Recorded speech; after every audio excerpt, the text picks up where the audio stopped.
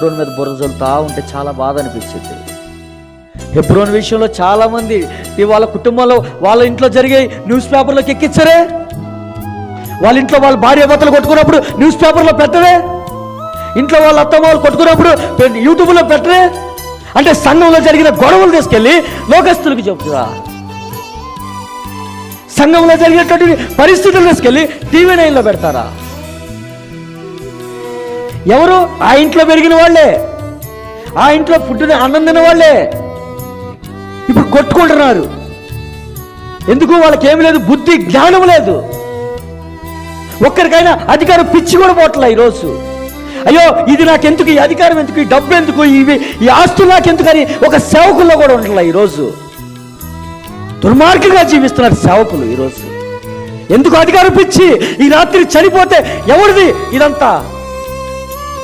ఈనాడు ఎందుకు పిచ్చి పిచ్చి పిచ్చితో బురద చల్లుతున్నారు దేవుని మందిరాల మీద ఈరోజు. దేవుడేమో తన స్వరక్తం ఇచ్చి సంపాదించి ఈరోజు సంఘాన్ని నీకు ఇచ్చి, నీకు కాయయ్యా, నువ్వు దాన్ని మేపయ్యా, దాన్ని జాగ్రత్తగా చూసుకోమంటే ఆ సంఘాన్ని 3 ముక్కలు చేసి పడేశారు సేవకులు. ఎందుకు? డబ్బు, అధికారం, పులిపేయడం పిచ్చి.